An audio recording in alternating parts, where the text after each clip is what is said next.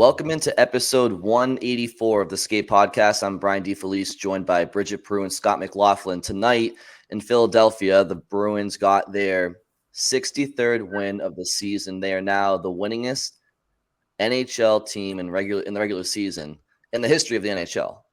Absolutely stunning, amazing, literally history making in the true sense of the word. Along the way, David Pastrnak scored his 58th, 59th, and 60th goals of the season. I mean, miraculous, guys, truly. I mean, the narrative going into the season was the Bruins needed to tread water with a couple of key guys out for quite some time.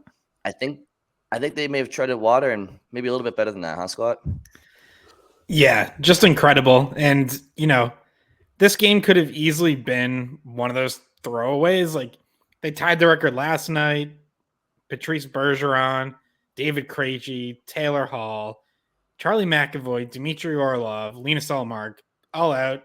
They call up a bunch of guys. A few of them get in. Vinny Lettieri plays. Connor Carrick plays. Two guys who hadn't played a game yet this season, but have been good veterans down in Providence. Again, just like kind of speaking to organizational management, rewarding two guys like that. Remember, Lettieri got called up earlier this year, and his first practice with the Bruins immediately suffered I believe it was a knee injury that knocked him out for several weeks, and he ends up back in Providence. So it's Easter Sunday, like it could have easily have just been a throwaway, come back home Tuesday and make some more history. Nope. Instead, they go out and win. And Pastrnak has developed a pretty incredible habit of stepping up in these Sunday games on back-to-backs where, a lot of the older guys sit and he just takes over.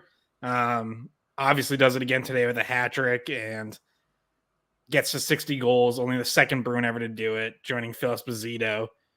Just an incredible accomplishment. He could have had even more. I mean, he hit a post, he hit a crossbar, he had a goal disallowed. Yeah. Like it's crazy. And they end up getting the 5-3 win. Yeah, no, I was saying this before. Like it's like this game went exactly how the Bruins would have written it themselves. Like Pastrnak gets his 60th on a hat trick, and the Bruins break the NHL wins record. You couldn't have had kind of a more meaningless game be so entertaining and so history breaking because of the season that this team is having. Like and it was mentioned by Taylor Hall and a few other guys after last game. If they weren't chasing these records, this it wouldn't be entertaining hockey. Like if they were sitting somewhere in the middle, this would be a rest game, but it's not. And we all knew that Pastrnak was playing for 60, so he was going to travel. He's a guy that you want to make sure is healthy and doesn't get injured before the playoffs, but he comes out and he looked like he could have scored 10.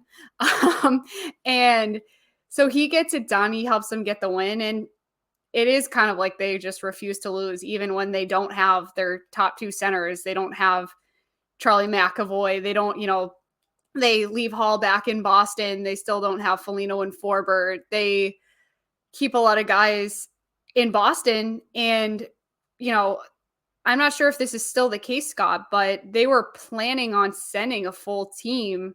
They were planning on kind of a full roster the last two games of the regular season in order to chase this down. And now that they already have it, I wonder, is now the time that we see the rest, or is there any reason at all left to put your key guys in the last two games?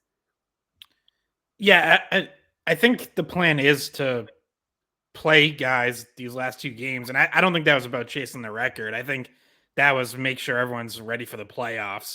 Today, I think was the plan all along. I think was for today to be the last big rest day. And then most guys are going to play Tuesday and Thursday because then you're off until Monday or Tuesday for game one. So I don't think they're going to want guys sitting, a week or 10 days ahead of the playoffs. So I would certainly imagine pretty much the whole team's going to play Tuesday, and then maybe they reevaluate for Thursday in Montreal. But as of now, I would still expect most of the team to play that game as well. All right, so I want to keep it quickly just to this 2022-2023 Bruins team as a whole, just because of, like we've talked about, they've made history. The league is over 100 years old, and this group of players are the ones to hold the record books right now. Now, maybe that record gets broken next year, and somebody. I mean, to be fair, this Bruins team still has 2 more games to go. They could get 65 wins this year. Maybe the record's broken next year by somebody, or maybe it lasts for another 50 years. So, like, I just wanted to keep it to that team real quick and bring up this question to you guys. Like, what is it about this group this year that they've been able to do something so special throughout the regular season so far? Is there one thing that stands out to you? Is it goaltending? Is it Jim Montgomery bringing in a new lease on life? Is it the do it for Bergeron and Krejci? Is it, what is it? Like, what do you guys feel it is? I would say a little bit of all of the above. I think one, it's a super deep roster. And when you have Bergeron and Krejci signed for so little money, that allows you to do that. I think the coaching change absolutely helped. Jim Montgomery has been good for this group, and I think has generally brought, helped bring some more, positive vibes, a more offensive minded approach to the game. Like, I think he's gotten the best out of, or gotten more out of some guys who, struggled a little in Cassidy's system and struggled a little bit with Cassidy's messaging. In retrospect, like, it obviously was time for a change. They got that right. Leadership from Bergeron and Krejci and Marchand, and Pastrnak stepping up as a leader this year. McAvoy has worn the A a lot of games. He's embracing that role more. And yeah, I think the motivation of wanting to do it for Bergeron and Krejci, seeing those two guys come back, I think that absolutely helps as well. But ultimately, like, the core of it to me is that they are just such a good team. Like, they are just so deep and so loaded at every spot on the roster. You mentioned the goaltending. That's a huge part of it. I've written about this, talked about it on here, how much better their goaltending is than the rest of the NHL, how far ahead of second place they are in terms of team save percentage, how far over the league average they are. Like, it's historic. No one has done that in like 40 years, been that much better than the rest of the league. So that's obviously a huge help. And just ties into, again, they are elite up and down the roster. Like, there's probably no team in the NHL there's definitely no team in the NHL that's better goaltending than them. There's probably no team that has better forwards than them. And there's probably no team that has a better defense core than them. So add it all up, and yeah, you're going to get a team that's going to rack up an awful lot of wins. Yeah, and Scott, you covered most of it, but I would just add that, well, first, like, the goaltending is a huge part of it, that this is a goalie tandem that is just special. They're both so good, and they have a very unique relationship that takes the pressure off both of them. But on top of that, I guess the only thing I would add would be the professionalism that Montgomery has talked about with the players, where obviously bringing in a new coach did kind of give a fresh look on things, but he came in and the players kind of told him what was going on. And in a certain way, they were like, they already knew the kind of like the Bruins way, if you want to say that, like the Patriots way of professionalism that these guys had. It starts from putting together a roster of guys with good character and filling in the pieces that you need to at the right time. And that's what Don Sweeney has done. So the depth comes around some of these core guys that have such professionalism and character and are willing to take team discounts and are just so dedicated to this team and winning this championship this year. With some of them with this maybe being their final run, like Bergeron and Krejci. We talked about, the last dance with them. I think they really and everybody on the team sees it and wants to win for them. So it's a lot of things for sure. But I think if you boil it down, really, it's that every single guy knows their role and they're very professional in how they handle it and how they approach every day and every game. Yeah, as you guys have said, it's a little bit of everything for me. And Bridget, you touched on it briefly at the end there. The discounts for me in a hard cap world, I think like this Bruins team hasn't invented depth, right? They haven't invented high end scoring. Like they haven't invented trying to win it for somebody in particular. They haven't invented having a new coach in the first year, but it's all those things.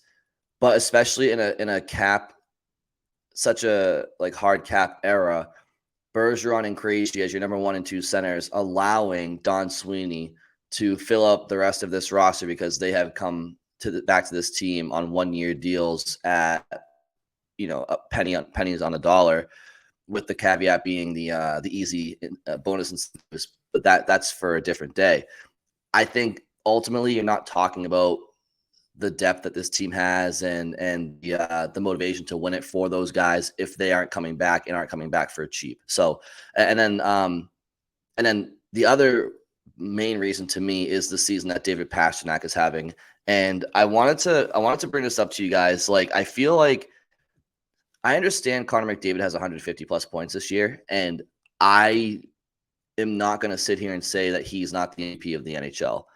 But what I would ask you guys is, do you feel like David Pastrnak isn't getting enough recognition for MVP votes or MVP honors when you consider the fact, and I know this Bruins team has a ton of depth, but when Pastrnak has 42 more points than the next highest scoring Bruin and 30 more goals than actually, I think it might be, you know what? Those numbers might be from before the Philly game. So it might be 46 points more than the next highest score, and it might be 33 goals more than Bergeron. So regardless, I have to see if those stats are refreshed or not. But in any event, he is without a doubt, like if it's not for David Pastrnak, this team, despite the depth, if he's having a 30 goal, 40 assist season with 70 points, this team might be a bubble playoff team for all we know. It's tough to really gauge because it's like, how can you go back in time and know for sure? But I guess my question is to you guys, do you feel like his season from an MVP perspective is just being completely overshadowed by Connor McDavid? It is, but I think unfortunately for Pastrnak, Connor McDavid would overshadow just about anyone this season. Like, he's having the best season since Mario Lemieux in the mid-90s, and that's an MVP season. Like, you do that, you win MVP. I do think Pastrnak will probably be, I think he'll finish second. He's going to get a lot of votes.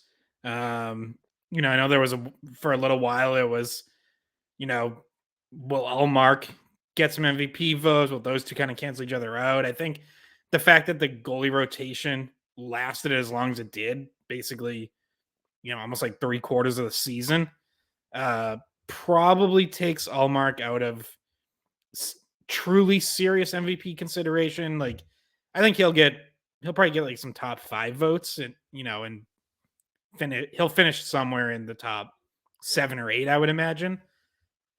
But Pastrnak has probably separated himself as the runaway second place finisher because of 60 goals. He's now at 109 points. He'll probably top 110 pretty easily if he plays these last 2 games. I know Draisaitl has more, but I think Draisaitl obviously even more gets overshadowed by McDavid because they're teammates. So not being, the top guy on your own team probably hurts him a little. Draisaitl's also been, I don't know if this should count as a bad thing, but he's gotten a bajillion power play points. I think he's actually closing in on the power play goals record. He might break that for a single season, which is impressive, but I do think 5-on-5 scoring is a little more valuable and a little less kind of team dependent. Like Leon Draisaitl plays on a historically great power play. So that probably works against him. So, and then there's Matthew Tkachuk. There's other guys up there, Mikko Rantanen for sure. But I would imagine Pasternak's going to finish second, and that's awesome. Finishing second MVP voting is, that's a damn good accomplishment. And it's just unfortunate that he's having such a great season in a year where Connor McDavid is making not just team history, but, doing stuff that the league hasn't seen in 30 years. Yeah, and if he didn't finish second in MVP voting, then you could really say, wow, how underappreciated, underrated is David Pastrnak, but I don't see that happening. I think in these last few weeks, even, he's gotten a little bit more attention than he had been getting during the middle part of the season when he was just as good. But because of this chase for goal number 60, and, seeing his name, we saw it on the broadcast today, seeing his name and McDavid's name in the same stack, like, okay, here's 60, was it McDavid has 64, Pastrnak has 60, like they're right there, right with each other. The fact that Pastrnak has even remotely kept pace with McDavid this season and the season he's having is impressive. It stinks to not win it. I honestly don't think Pastrnak cares that much. I think he just wants the cup. I think anyone would tell you, and McDavid would tell you too, I'd rather have a cup than MVP. I'd rather have the cup than score the most goals this season or have 150 points or whatever it is. So at the end of the day, if the Bruins win the Stanley Cup, Pastrnak does not care that he didn't win the MVP, that he came in second. And both of those guys would trade that in a second if it meant they had a Stanley Cup. So I'll ask you guys this. He's got 60 goals. There's 2 games left. Do you even risk injuring him in the final 2 games? I know he's played every game all year. Maybe he wants to do that for personal satisfaction and maybe get a couple more goals or whatnot. But I mean, I don't know. With this conversation we just had, do you even risk him taking a shot off of an ankle or something like that? I mean, I would, because as I said, like I want guys to be ready to go for the playoffs and not be rusty. And I think if you're gonna have him sit a full week, like 8 days before game 1, I do worry that like he's gonna lose some time. And he's on such a roll right now that I kind of want to keep that going. He looks healthy as far as we know. He's not dealing with anything. Yeah, obviously, anytime you throw a guy out there, like, I get it, there's always a risk of injury. And yes, it would totally blow up in my face and the Bruins' face if he suffers a serious injury in these last 2 games. Like, yeah, it would be devastating. I get it. But I think, I do think it's important to be building your game for the playoffs and to have some positive momentum. And I obviously you can't sit anyone, and I get it. Like Pastrnak is kind of the one above all the others that, if you're going to hold someone out just to be super, super, super cautious, he is the one. But I don't know. I guess you can say like I would risk it, but I just think the way he's going and the way he's been able to stay healthy, he's avoided big hits. You're facing 2 teams that, are out of it, aren't playing with desperation. I know like things will be chippy. Like those teams are going to want to beat the Bruins, but you would hope most of those guys have enough respect for the game to not, be taking cheap shots at Pastrnak or running him. Now I know one of the guys you're facing on Tuesday is Tom Wilson. So like there's the one that you circle and go, now hold on. I don't know, maybe, hey, look, Jim Montgomery has to get ready for playing matchups and getting matchups he likes. So Tuesday night he can practice by making sure David Pastrnak is not on the ice at the same time as Tom Wilson. Yeah, that would be disastrous, Tom Wilson. But yeah, I mean, so think about it this way. There's still a few line combinations that the Bruins haven't seen that they want to go to in the playoffs, that they have a chance to look at in these last 2 games of the regular season. So if they decide to play David Krejci and Patrice Bergeron the last 2 games, like just let's just say they have all the guys that are healthy available and will play. That means you're getting your normal first line of Marchand, Bergeron, DeBrusk. You're going to have the check line. And then that gives you the flexibility to try out what you've been wondering what it's going to look like since they added Bertuzzi, which is Hall, Coyle, Bertuzzi for the first time, not just in practice, but for the first time in a real game, to see what that looks like and to see how all of your depth and all your trade deadline acquisitions look now that, you've got Hall healthy and you have, besides Foligno and Forbort, you're healthy and able to put these things together, and you want to see how it works and try it out at least once before the playoffs.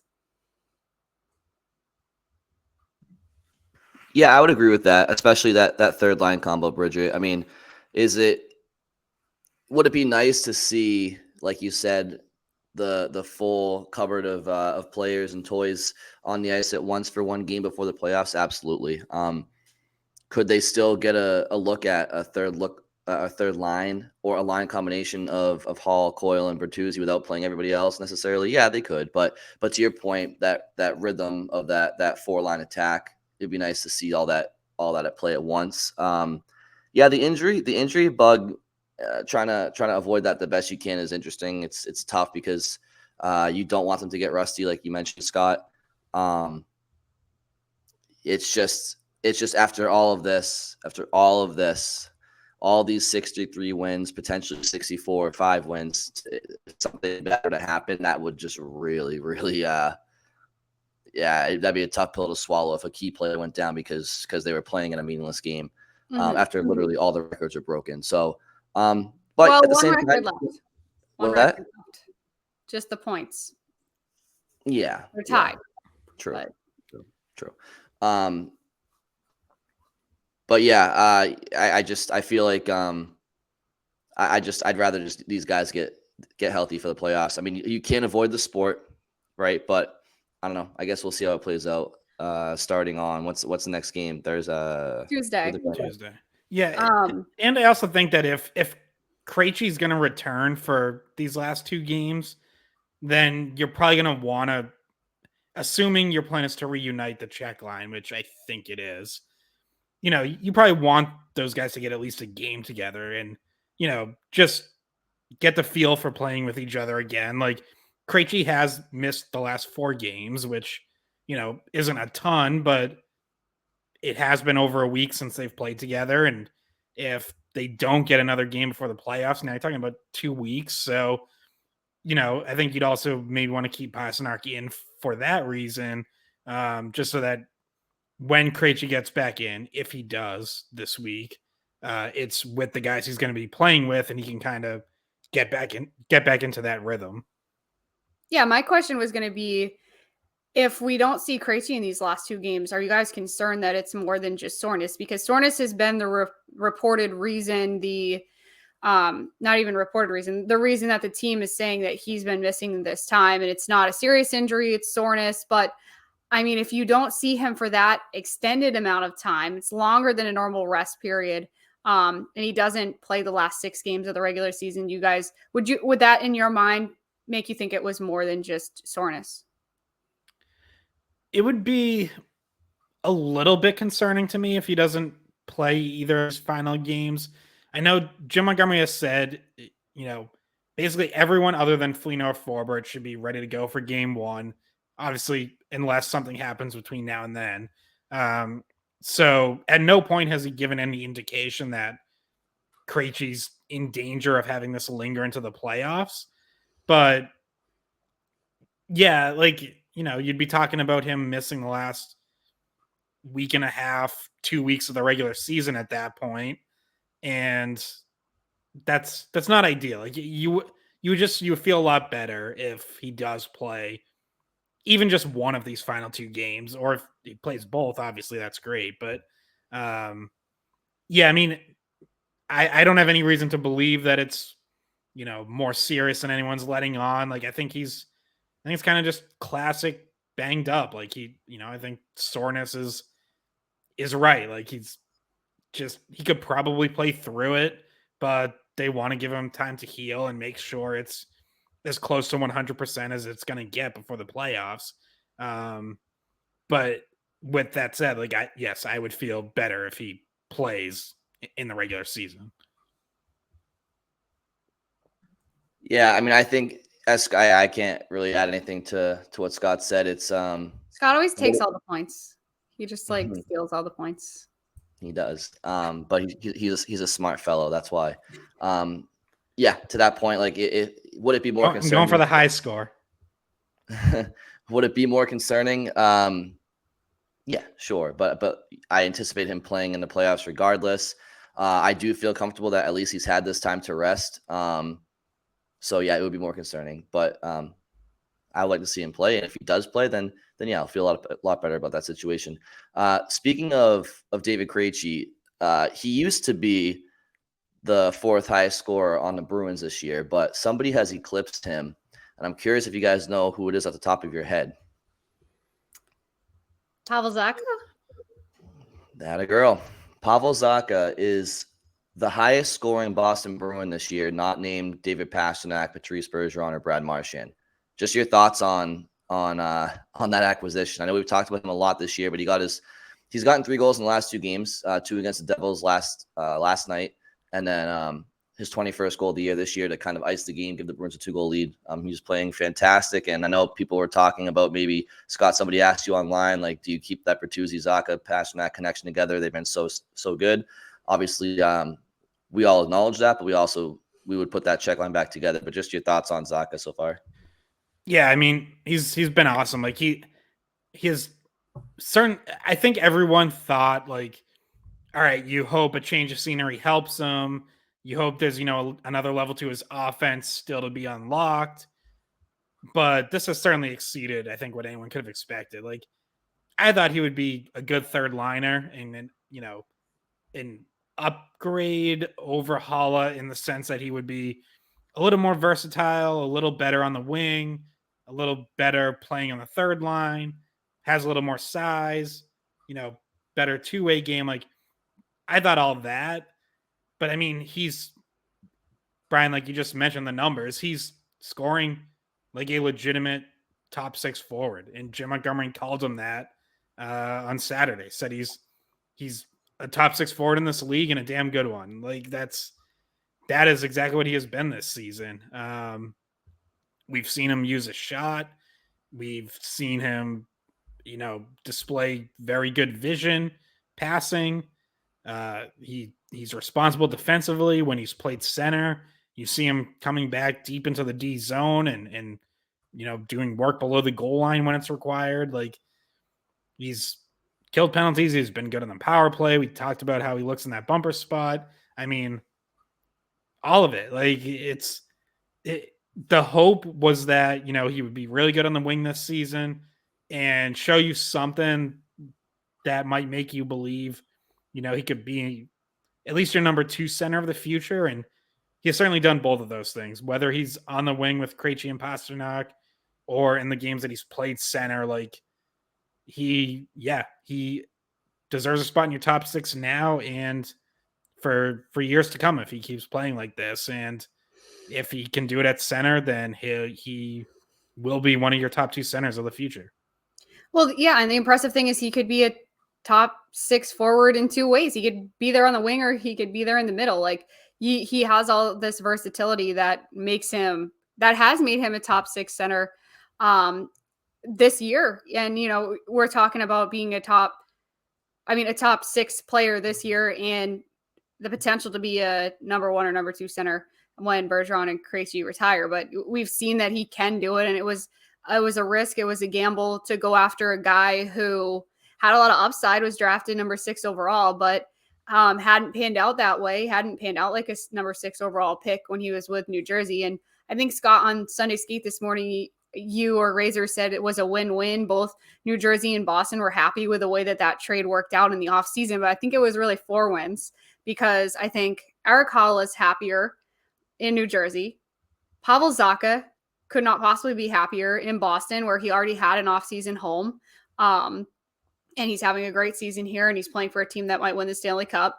the Bruins clearly won, and the Devils also were happy with the deal. So it was a win-win-win-win in terms of that trade and that move. And then to go to something else that you mentioned, Brian, in the same breath with talking about Pavel Zacha just keeping Bertuzzi with Pastrnak. Bertuzzi had 3 assists today, and he has become a really good setup guy for Pastrnak. Obviously, we talk about Krejci being such a good setup guy for Pastrnak, but we've seen Bertuzzi become accustomed to that role. He set up that give and go or like 2-on-1 rush scoring opportunity that Pastrnak scored on. And he always just seems to find them. Even on the Zacha goal, Bertuzzi finds Pastrnak, who slides it over to Zacha. So it seems like he's always looking to dish it there for Pastrnak. And obviously, Pasta's such a good finisher. Bertuzzi keeps adding up all these assists since he came over.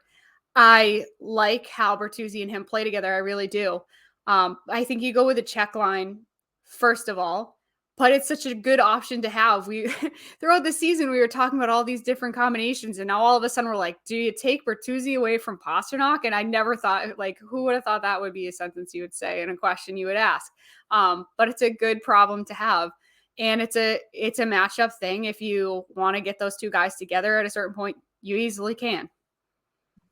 Well, I feel like it kind of has to be the check line because I don't know what you would do with David Krejci if those 3 were together. Exactly. What would you do?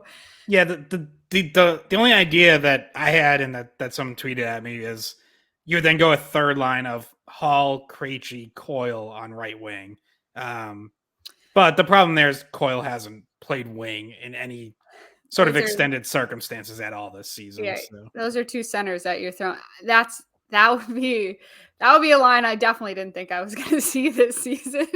But the crazy thing is, I feel like all of those lines would work. It's not like no idea is a crazy idea on this Bruins team because it just seems to work.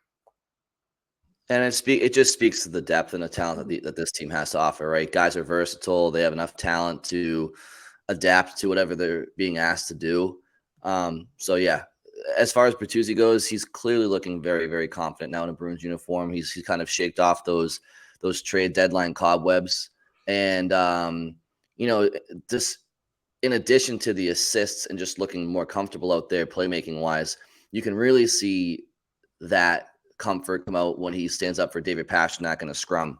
I think it was Rasmus Ristolainen, and that kind of gave Pastrnak a little cross check and nothing crazy, but a little cross check after the whistle, and Bertuzzi comes over, gives a little cross check back, and it's just a sign of him being willing to mix it up because he obviously cares about his new teammates in Boston. Obviously, Pasta's a 60-goal scorer, so you don't touch him no matter what. But again, just that willingness to kind of be physically engaged in scrums, and it's good to see that because that is similar to Brad Marchand. I feel like when Tyler Bertuzzi is emotionally engaged, that's kind of his bread and butter. He's an emotional player, and he kind of seemed methodical early on with Boston just because he was getting acclimated to a new environment, new teammates, new system, all that stuff. But now with comfort, he's starting to show his true colors and what makes him such a proficient or efficient top 6 player. They were kind of showing him and Pasta on the bench too a few times, just having fun together. Those two were just enjoying their time, like when they were on the bench. And actually yesterday when I drove into the Garden, I had to stop and let Pastrnak and Bertuzzi cross in front of me on my way in. So those two are coming in together. And I was coming down the ramp and I was like, oh no, don't hit Pastrnak. So those two they were heading into the game together yesterday. I thought that they kind of look like they've really gelled. Like what an unlikely friendship that's formed between these two guys. We would have really been putting the whole no publicity is bad publicity to the test if the skate pod was making headlines because Bridget ran over David Pastrnak. Yeah. No, I had to stop real quick. Yeah. I was coming down the ramp and I was like, oh no. That's Pastrnak. Honestly, I'd probably be trolling Bridget in the comment section if she did that. Listen, I'm not great in parking garages, but I'm never going to hit Pastrnak, all right? I'll hit a pole. I've hit several poles, but I won't hit Pastrnak. So watch out, Marius Czerkowski. Oh God, no! Is that a Polish joke? Yes. But no, I'm not gonna hit He it. was the first, maybe only Polish player I could think of. But yeah, so on the Bertuzzi Zacha Pastrnak line, I so after that tweet just before we went on, like I looked up the numbers and actually at 5-on-5, so they were really dominant Sunday. They scored 4 of the goals. And they were also on for 1 against that Owen Tippett goal where the Bruins as a whole and that line in particular got caught in transition with a few too many guys up ice. But their 5-on-5 numbers weren't quite as dominant as I was expecting. So they're up 6-3 in goal differential now, and the Corsi and expected goals and all that are like around 50%. So it was 2-2 goal differential before Sunday.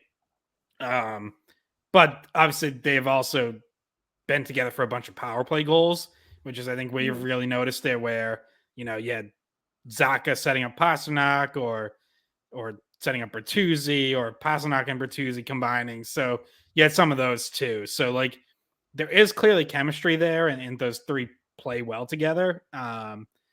But yeah, I just think it makes too much sense though to go back to the check line, and again, like I do really want to see that Hall Coyle Bertuzzi line. Like I hope we see that these last 2 games, certainly at least one of them, because they haven't played together in a game yet, and Bertuzzi has played very little right wing for the Bruins. So like I know everyone says he can do it, he's done it before, but he has played mostly left wing, not just with the Bruins, but also with Detroit. Like that is his natural position. So, you don't really want to be testing that for like the first time in the playoffs. You ideally would do it this week.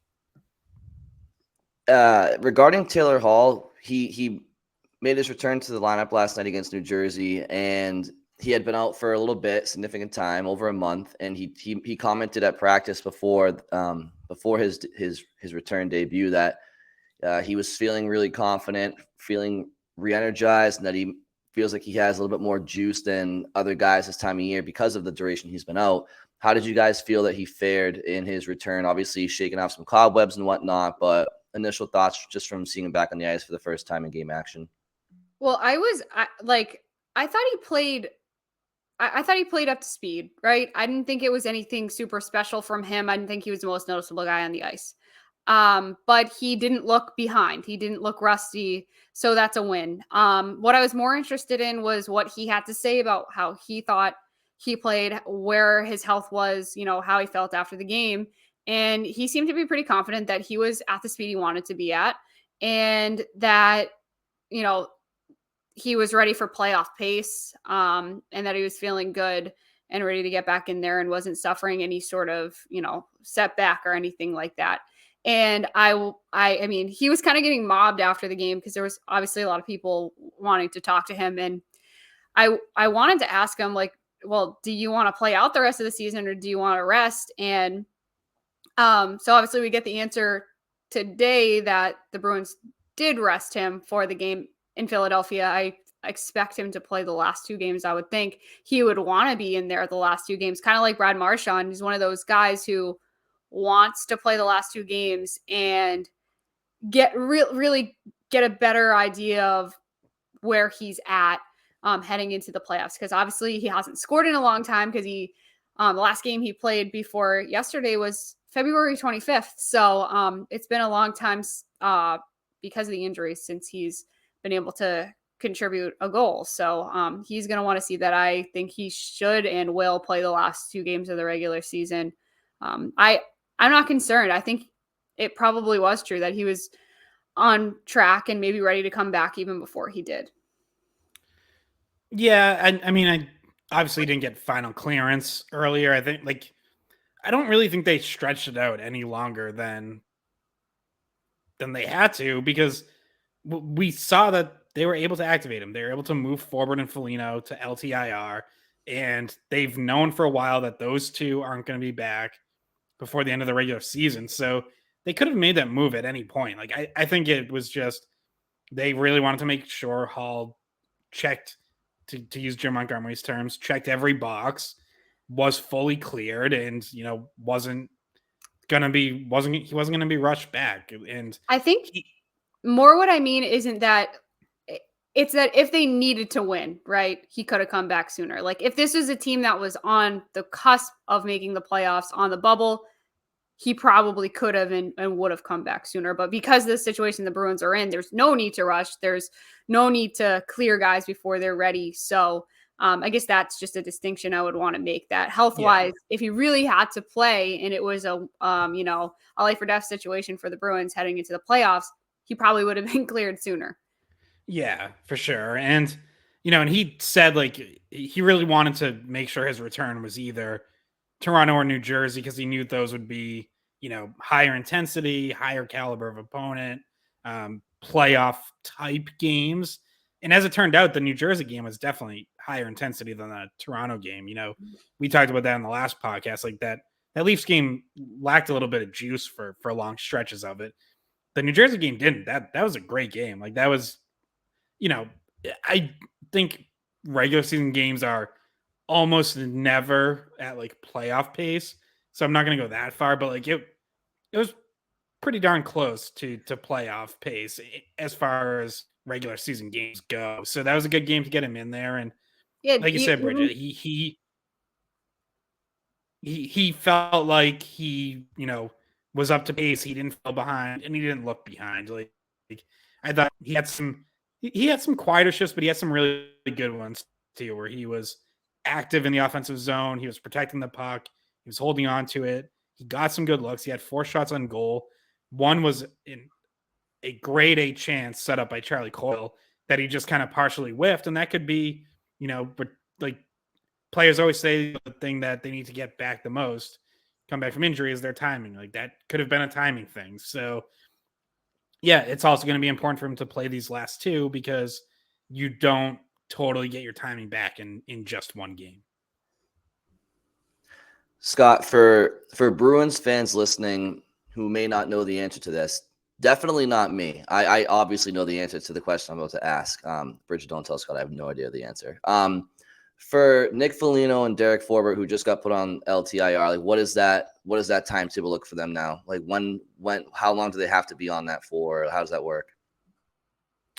It just means they can't return in the regular season. There's no added length of time. They've both been out long enough already to meet the long-term IR, ramifications. I think it's 10 games and 24 days, I believe. So they're both good. LTIR can be retroactive to when they got injured. So they can return at end playoffs. Again, it's just going to be a matter of when they're cleared, and Bruins will have to kind of balance like where are they going to play, and is there, knock on wood, like another injury that crops up that maybe causes them to try to move up the timeline a little bit. But as of now, there's nothing preventing them from returning in the playoffs whenever they're ready. Brian knew that. I mean, yeah, I was just. Brian knew that. No, I know Brian knew 100% knew that. For everybody else that's wondering, that's all. Reading between the lines a little bit, though, I will say that I don't think either of these guys are going to be back game 1 of the playoffs, right? This isn't a cap deferral. Like these guys are injured in a way that they're hopeful to come back for the first round, and that this could be mid first round. This could be, at some point in the first round, but I don't think it's going to be game 1 of the first round based on some of the comments that Nick Foligno made. And he said, he'll be pestering the doctors to clear him, but he doesn't want to come back until he's fully healthy either. So, and something that he shared before in the pregame before New Jersey was that, this is a really serious injury. It wasn't, he wasn't just a little bit banged up. He said, I'm surprised I feel as good as I do now, considering how serious an injury this was for me. So it's not like he's just waiting for that clearance. I do think there's still work for him to do before he's physically healthy enough to 100% where he needs to be for the playoffs. And he's a veteran. He understands that he shouldn't come back unless he's 100% on this team that has healthy players that can go. So I really do think that Forbort and Foligno both aren't game one guys. I think we're looking mid first round. And I think even in some ways it sounded like the first round might be an optimistic timetable for them. Well, Forbort especially, because he hasn't even started skating with the team yet. He's done some skating on his own, but, we'll see this week if he joins them in a no-contact jersey. But, at least Foligno has been on the ice with the team in a no-contact jersey for the past week now. So, that's at least a tangible sign of progress where you can see him out there skating with the guys, doing some drills, obviously the non-contact ones. And you can watch him skate and be like, oh yeah, he looks pretty good. Okay. He's cutting, he's stopping, starting, all that stuff. With Forbort, we haven't seen that yet. So, I would imagine it's a little longer for Forbort, and Foligno might be closer to whether it's game one or sometime in the early part of the first round, but he still has to be cleared out of the no contact and go through his final steps as well. So Foligno's injury worries me a bit just because I feel like it can go one of two ways for him. He was having such a bounce back season for Boston that I obviously fear that this break would be detrimental to his momentum, and you're gonna go from being on the shelf for a month and a half, 2 months, to jumping right back into NHL playoff action, where his game is that type of hockey where he's not gonna hop into a playoff game and not try to run guys to the boards, not trying to block shots, not trying to do whatever it takes to help his team win. And when you go from 0 to 100 like that, that worries me that he's susceptible to maybe get an injury that he might not have had he been in the lineup the last couple month and a half, 2 months. Maybe he'll pull something because I don't know.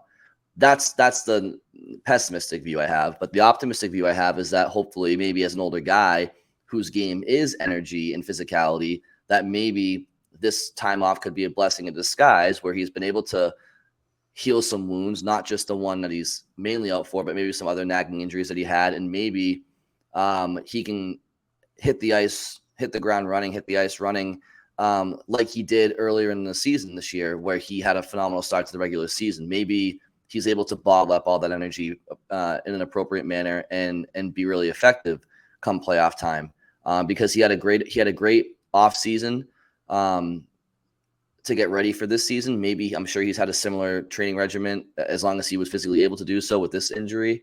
So Foligno is really he's a big question mark. It can go one of two ways. And if he comes back into the lineup and he's not offering what he's capable of offering, unfortunately for him, there are guys in the Bruins right now, like you mentioned, Bridget, like Lauko and Greer, and maybe even Frederick if he has to go down to the fourth line because of the third line we were talking about earlier with Hall, Coyle, and Bertuzzi. So there are guys that if Foligno's not bringing what Foligno can, because he might be prone to being on the ninth floor. So it's kind of it's a big question mark for me with him. I just hope he can stay healthy regardless.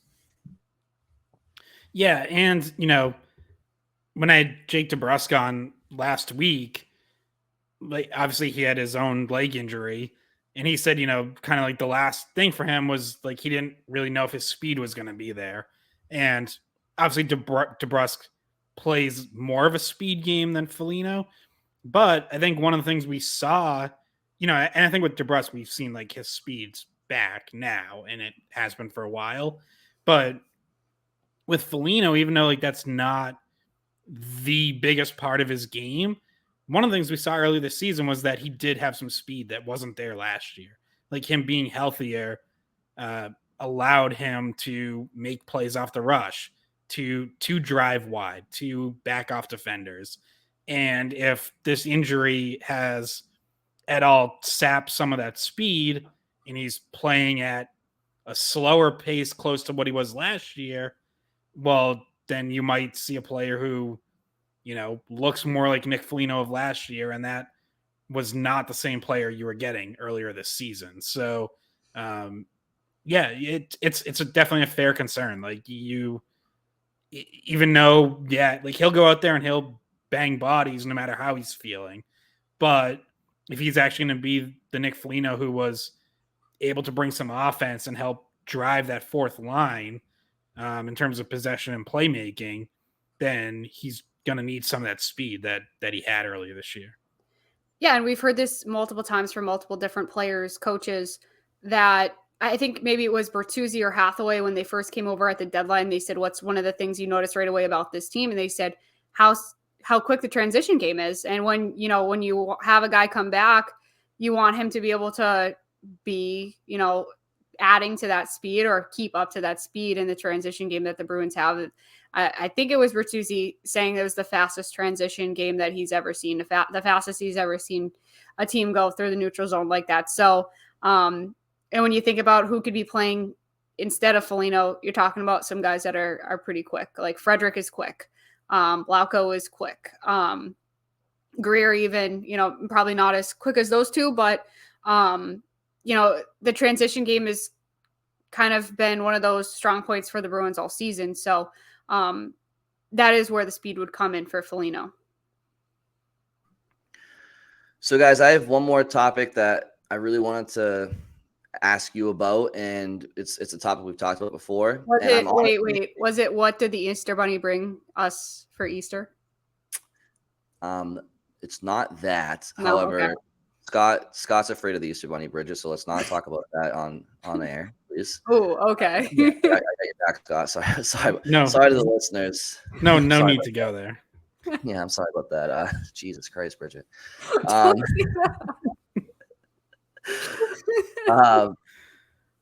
So I'm honestly reluctant to see now I want to start talking about Easter. I think I said this last year, but I honestly just when someone says the Easter Bunny, I honestly just think of Zdeno Chara and that's bunny costumes.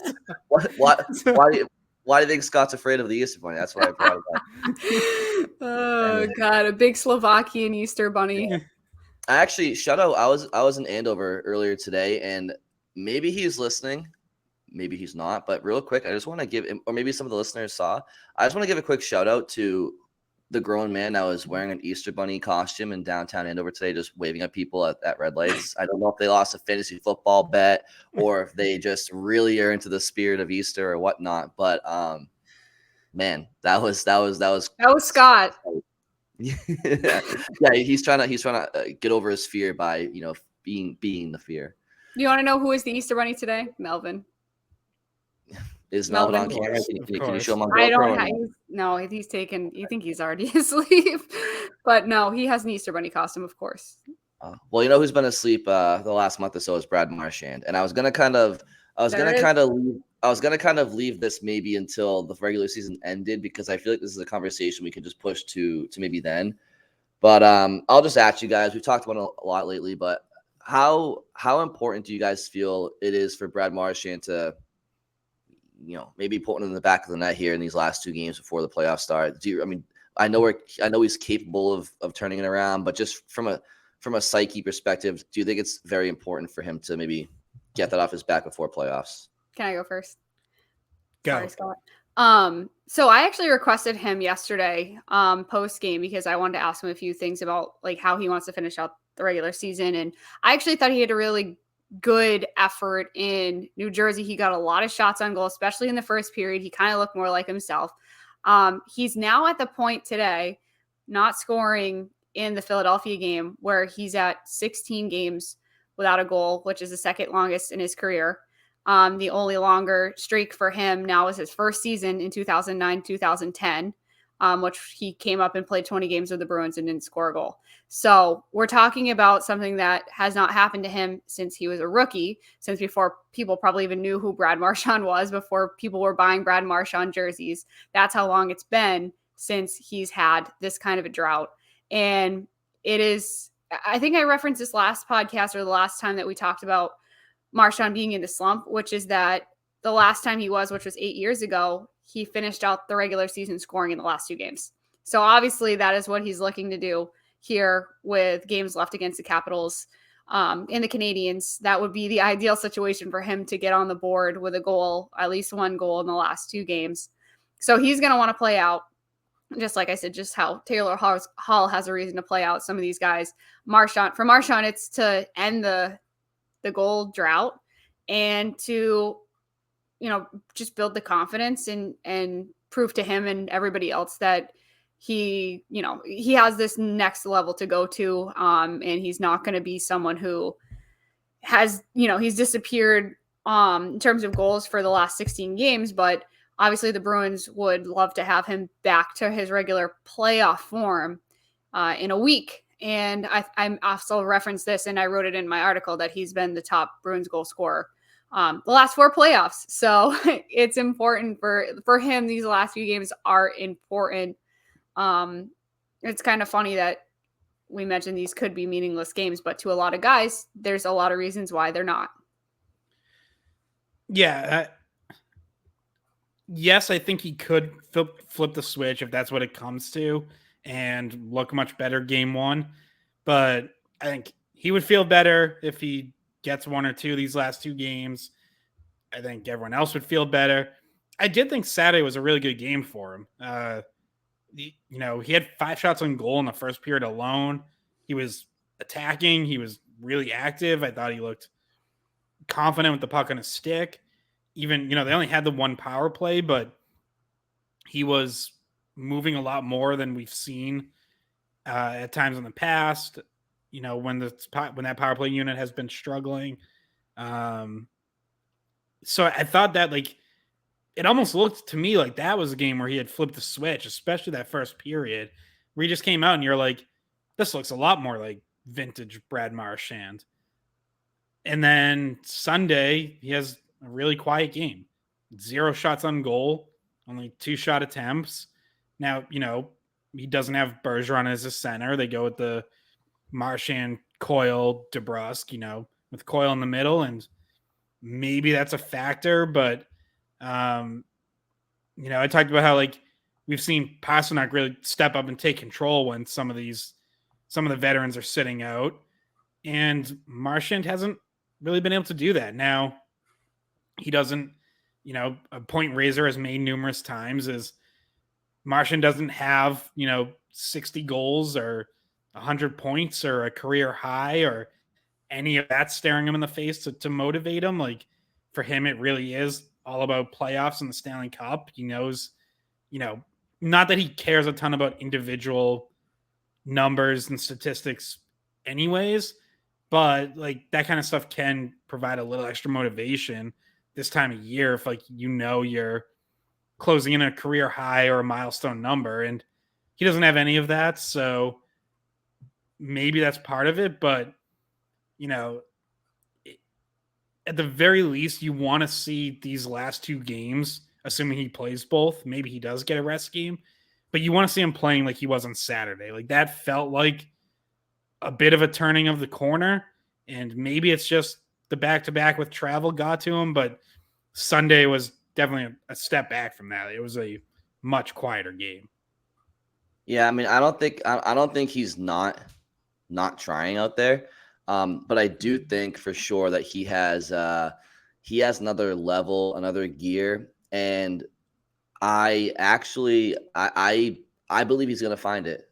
I think round 1, game 1, whether he scores or not, I think his engagement level will be there, and it's only going to be a matter of time. And if and when he puts one in the back of the net, especially if it's in the playoffs, I would say look out, because I think he'll be fine. I just think right now it's a combination of a slump.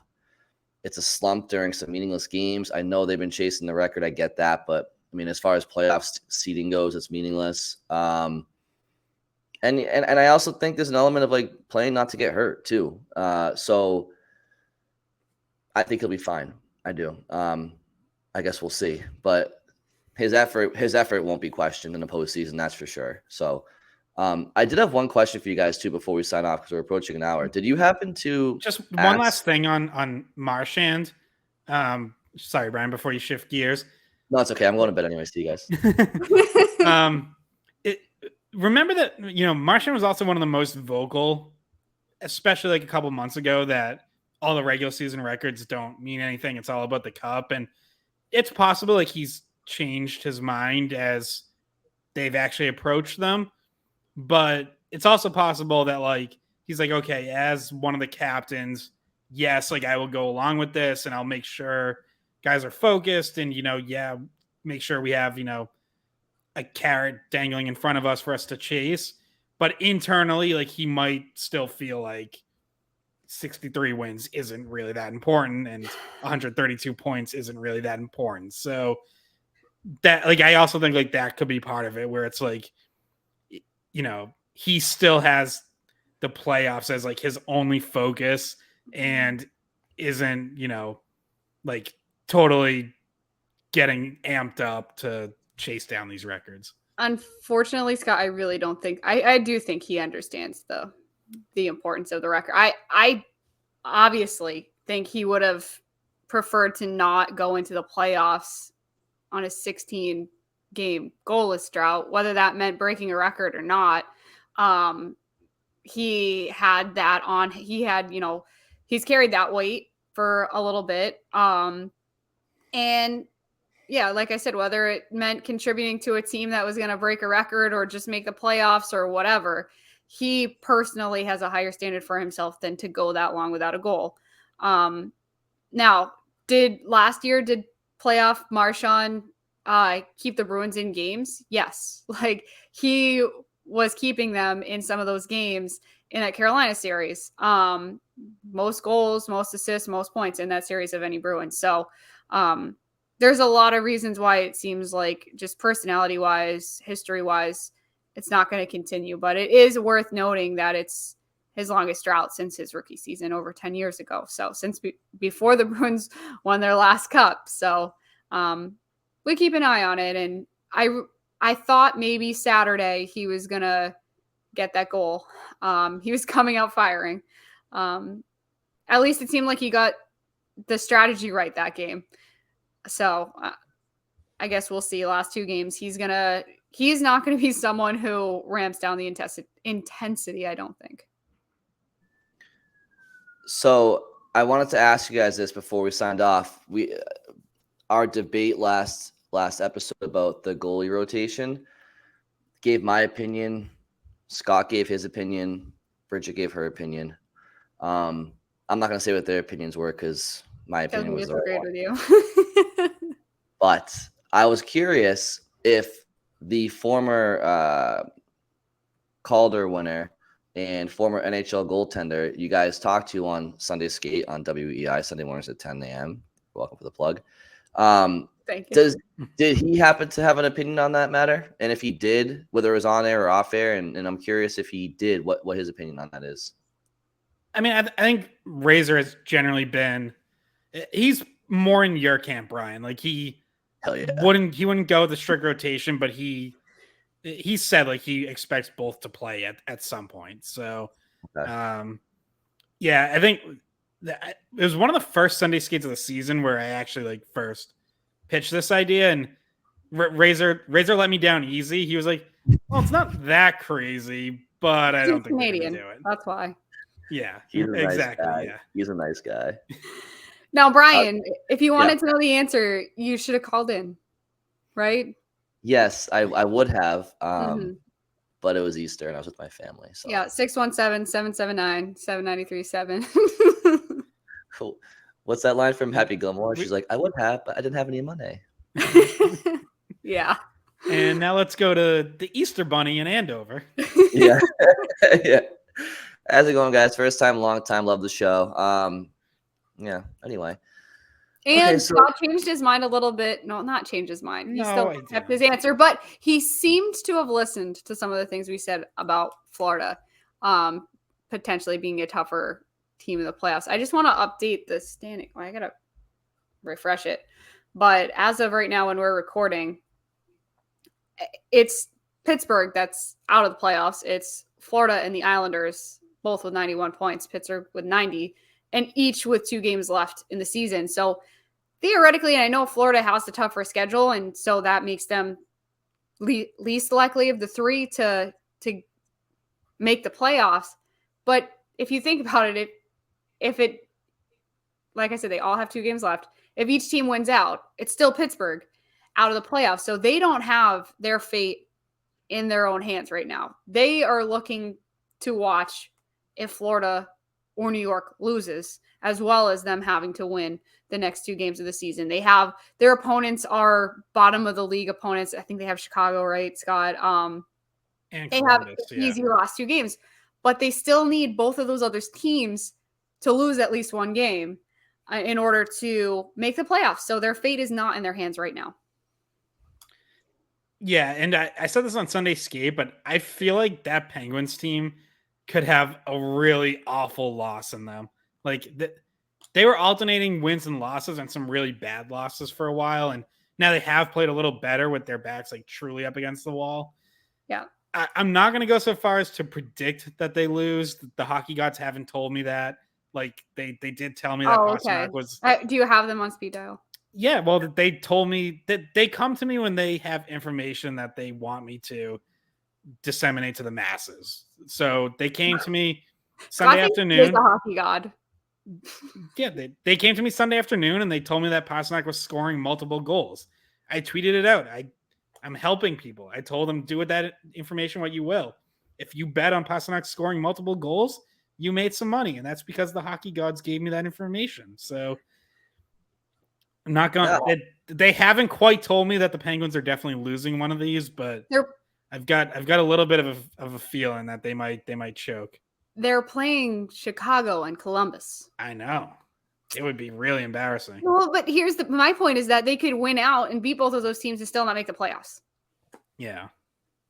Yeah, I know the hockey gods. I've talked to them too. The last time we talked, I was like, God, I was doing a podcast there, and a couple of my co-hosts were talking about doing a 50-50 goalie split, and they just started laughing. They were like, "Are they serious?" I was like, "I guess so. I don't know. Ask them, I suppose." But I actually predicted a Pastrnak 2-goal game once upon a time too, Scott, in the playoffs, and he came through with a 2-goal game. I think it was against the Islanders, maybe. But they end up losing the series, so whatever. Hockey god is real, Bridget. You should pray to the hockey gods. Aren't you both just Nostradamus? I mean, this is the second time in like 2 weeks I've had a Pastrnak prediction go right. Yeah. So maybe I'm not praying hard enough. I don't know. They don't talk to me. Well, hopefully they can come through and give the Bruins a cup to top off this, in every sense of the word, historic season that they're having. Because unfortunately, with this record now, the eyes are solely on that of the Boston Bruins in the world of hockey. Well, speaking of which, do you remember who predicted the Bruins to win the cup before the season even started? I'm not. I might know. I might not want to say it. I also remember saying I didn't want to say it because I didn't want 3 Boston Bruins podcast hosts all saying the Bruins are going to win the cup, because that would be kind of a homer stance. But yeah, I didn't want to be like the Rangers reporters. I'm just saying, did I talk to the hockey gods before that episode? Yeah, I don't know. The hockey gods are telling me right now to end this podcast because Scott's ego. I agree. He keeps going. Guy, he must be an absolute genius for predicting that a 60-goal scorer was going to score a couple. I mean, the ball's on you, Scott. My goodness. Against the Flyers. Against the Flyers, who literally have been called up by their coach and GM all year about how embarrassing that their effort is. But you know what? Sheesh. You know what? I'm going to have Scott start picking my scratch tickets, because he is onto something. Now, we Bridget and I won the lottery by having Scott as a part of this podcast. How's that, Scott? I agree. You guys don't sure did. Anything nice about you. Of course he agrees. Yeah, he agrees. He always agrees. All right. Anything else to go over? I don't know if we had anything else to say. Congrats, Quinnipiac.